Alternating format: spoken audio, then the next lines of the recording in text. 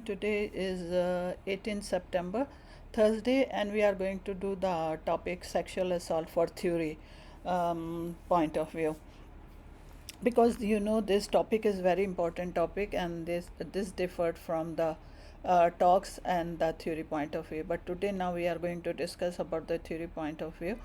The video will be available on the You- YouTube, and the MCQs we will do it also. This will be also in the YouTube. So first of all, little summary we have to understand that sometimes the sexual assault the women are not reporting, and if they report, then we have to assist her and then refer her to the uh, um, means department which is concerned departments. Okay, this is the only smart thing we have to understand, that she can present to the emergency, or she can present to the place by herself. And other thing is that the sexual assault is common, and 1 in 5 women ages 16 to 59 years involved having experienced this sexual violence. So please remember this, it is from 16 to 59 years is very common age. So afterwards, if we will consider about the definition of this sexual assault. This is a terrifying, humiliating, traumatic experience for any woman. It will make a long-term effect or the short-term effect. So we'll discuss down about these effects. But first of all, we have to know what is the definition of the sexual assault. Sexual assault is this act is an attempt to obtain the sexual act unwanted sexual comments, or she has advances, or the act to traffic or otherwise directed against a person sexuality using coercions by any person regardless of their relationship to the victim or any setting, including but not limited to the home and the work. So what is this meaning? Means that see, there is a difference between the sexual assault and the rape. Okay, we are just now considering a sexual assault can change into rape. Rape. Okay, so the sexual assault, first we have to just understand that only if they are commenting, they are doing the sexual act. One thing, unwanted sexual comment, they are commenting any woman. The comments which should this is means unethical comments they are doing on that one. This will be the sexual assault. Or they want to do attempt, they are doing the attempt to do the sexual act. Okay, and they will do the advances or act in trafficking. Trafficking means they will let the women to do the prostitution act. This is also the sexual assault, though they themselves are not doing, but they involve in that one. So this will be the sexual assault. Okay, and then they use any person, whether she know that person or whether she don't know that person. This we call it the sexual assault. Okay, now if we will consider about the rape. Rape is the different thing which we have to understand. Okay, first if we will if because we have to consider about the sexual assault, the minimum means I'm talking about the UK. Pakistan I have written in that group also. In the UK they will give that person 10 years of imprisonment if they do the sexual assault. But the definition, if we will consider about the definition of rape, is little different. That one, rape means when there is a penetration of the vagina, anus, or the mouth of a woman, and has occurred with the penis. Okay, with the man, without consent. This will be without consent. So they have a maximum sentence of life imprisonment. So there is a difference between the sexual assault and the life imprisonment. In the rape they are going to get, but in sexual assault up to 10 years she can have it. And if she is in a very dramatic condition, she will have it, then it will go to life imprisonment. But mostly It is in the rape cases they do the life imprisonment. And if we are going to consider in the last I will tell you about the Pakistan, what is the thing they are doing. And the age of the consent is has to be sexual activity up to 16 years if she want to give the consent for the male and the female. If it is, it will be offense if it is less than 16 years. So this is a very important MCQs, the difference of the rape and the sexual assault and the age of the consent. Okay, the and there is, less than 16 years, it means it can be up to 12 years. So up to 12 years of age, they say they need the consent from the parents for anything. So it will be a more, they will give the life imprisonment without any thinking of more than that, what they will give the means sexual assault, what they are going to do for that one. Okay, so the what is happening, initial disclosure of the sexual assault. Most sexual assault are not approved. Most, please remember, only 12 to 15% they are disclosing that the patient that she has a sexual assault. Sexual assault, it can be because it is very the reason it is that it is very embarrassing, and the shame, she feel the shame, and then the family pressure is coming there, so that's why they are not reporting is that one, for that one. So what they say, because they say it will be harmful for any woman if she is having victim, it is a lifelong effect on herself. So that's the main reason which they are not giving it. And the other things, now we will consider it, if she will come, any woman with sexual assault will come to the ER. Okay, first we have to take the history, and here the according to the theory point of view, what is important for us, examination and management of the injuries is important. But if we will go to the talks, it will be little different. We will do our daily talks, we are doing it at 9 p.m. Pakistan time. So examination, what we have to do, we have to document everything there. So the most important thing, documentation, there is a picture we can take by, but it need by the patient written consent, the photographs, or from the body. But if she has a genital injuries, this we have to document after the colposcopy, and colposcopy they can take the photos of that one, but without patient consent it is not possible. Okay, so when we are talking about the injuries, we have to talk about the injuries, everything we have to document these injuries. There is a pro forma is there, so we have to document that one. And then site shape, the this I will go down a step, then I will tell what we have to do. The injuries will be obvious, if they are obvious from the body, it will be, we can see it. But in the genitalia, other than that one, she can have injuries in the genitalia. One quarter, one third of the women, they can present with genital injuries also. So any injury, we first what we have to do, if she needed it, we have to first aid we have to give it. But the minor injury who do not require suturing, this one we have to leave it until we take the sample. But if it is a major injury, bleeding heavily from the vaginal side, or maybe she has a cervical injuries, maybe she is having a gang rape and she is bleeding heavily profusely, so at that time, from the vagina, it is not possible because the bleeding is going on, not possible to take the sample. So we have to first suture that areas which need the suturing, and then we have to, this has to be done by the experienced gynecologist, and mostly we have to involve our consultant. So afterward, that injuries, if like normal injuries which is not bleeding, it has to be described. It will be described like the location, the shape, the depth, the color, and there will be any tenderness. These are the one, and the injuries will be like a bruises, like abrasions, or like a laceration. This must be, we have to describe them, and better to take a tape and then measure that the depth of the injury, and the best one to take the body photographs, or we can use by ourselves to draw the injury shape, what type she is having it.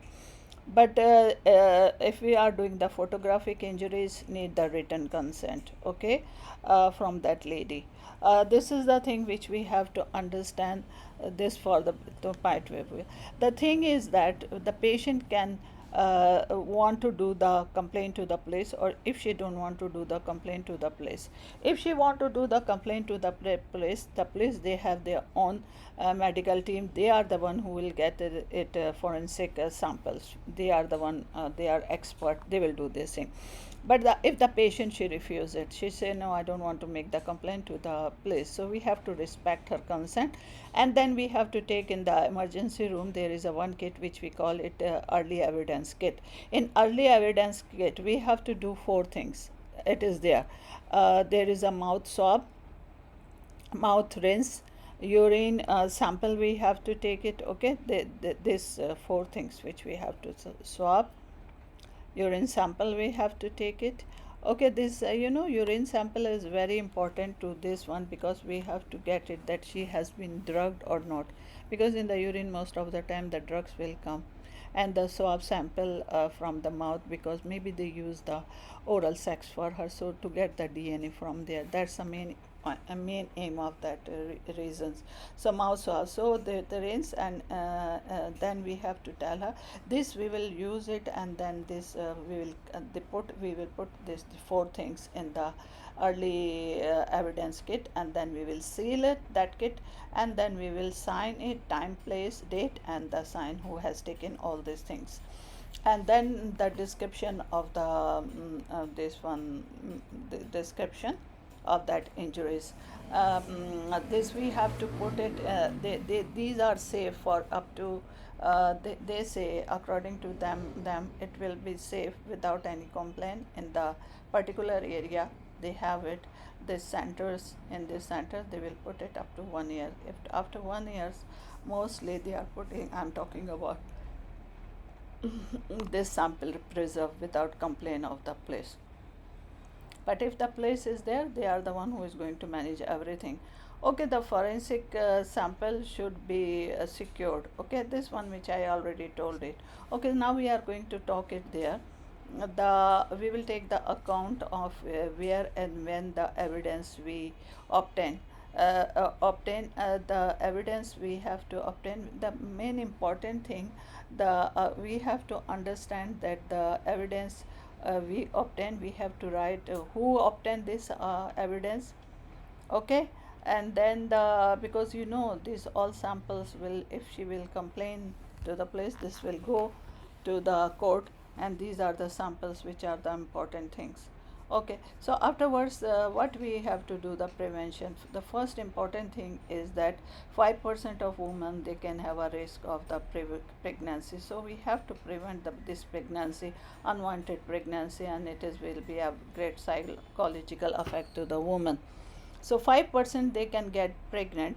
So what we have to give the pregnancy prevention, if she is taking the contraception, okay, this we can give the contraception. But the most important one, after confirming when she has a last menstrual period, or she is previously using any contraception, we have to give her the emergency contraception. And the best contraception emergency one is the IUCD, which she can continue as a contraception. But the two pills, if we will talk about, if she refuse the IUCD, then we have to put for her this one, nulipirostol acetate is the best one, and then the levonorgestrel, because these are all depends upon the time. Nulipirostol up to 5 days we can give from the sexual assault, but this levonorgestrel was only 3 days after the sexual assault or unprotected sexual intercourse, which we call it this one. So that's when, then afterwards what we have to do, we have to screen for the sexually transmitted infections, HIV and hepatitis B. This is the most important one. For sexually transmitted infection, we have to done 2 to 3 weeks after the assault, because they have the incubation period of this sexually transmitted disease. But we have to take the sample for the gonorrhea and the chlamydia, okay. So afterwards we take the sample. Other things is there. Here we have to remove this thing, 1 second, sorry.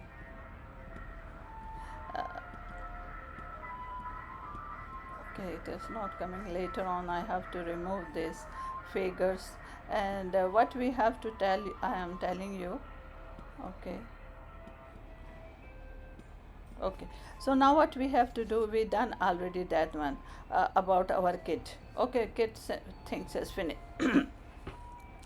Then we have to take the sample and we need the follow up for the gum clinic. The most important thing is that hepatitis screening, we have to give her the 3 month after the syphilis HIV, the other sample after 3 months, because of the incubation period of this thing, and within 3 months it will be clear that she is having any sexually transmitted disease. And we have to give her HIV post exposure prophylaxis, post after sexual assault. This we call it PEPSI, and this is very important to prevent. And because it is unknown person, maybe we don't know that it is that person having the HIV. So we have to give her the HIV prophylaxis, and then she has to follow up to the clinic, the gum clinic. Okay, so this is the thing which we done it. And then Pepsi, we have to start this Pepsi prophylaxis of HIV, we have to start as soon as possible. Best one is within 72 hours. Mm, within 72 hours, and the 4 week at up to continue with 4 weeks. Okay, and we have to advise her to follow up to the genitourinary physician, the gum clinic which we call it. She can receive hepatitis B screening on day 0, day 1, day 3, and for 1 month, 2 month as a booster dose, and after that 12 month as the booster dose, last dose. This one we have to do. We have to understand one thing, there is a vulnerable population. Vulnerable population means what? What is vulnerable population? Vulnerable population are those women who are the immigrants, trafficker women, means that they have been sold. These are the women, and the women who has having no home, they are single, they are separated, they are divorced, they are the vulnerable peoples. If these vulnerable population we identified it, there's most of the one, they need the referral for their further precautions for them. Maybe from the government they will provide them the housing and this thing. That's the reason we need to be referred for them. So this thing we finish up to here. The sexual assault, we will make the referrals. I already told you, there is a center for the woman, they are giving the help to the woman. So this one we have to finish up to here. Then the most important other point is the follow up. Follow up means these all women should be advised to have a follow up. Follow up means follow up to get this we take the investigation, no? So we have to check what happened there, and then appointment we will give to her. And then Pepsi medication, she has to be need the follow up. Okay, for the HIV, this is the greatest problem she is going to face it. And for hepatitis screening, the weeks, the days, we already know it there. Okay, and then she has to big psychological support she needed. That's the last one, psychology support we have to give in to her. And really I'm very thankful. And now I am going to tell you about the laws in the Pakistan, 5 to 10 years the law for the imprisonment, and for the rape cases they will give the lifelong imprisonment. This is the law from the Pakistan. And they will give also the death penalty, only those cases if she is having a gang rape. In those cases they are going to give the death penalty. And thank you so much for this topic. I will upload in the YouTube. Thanks.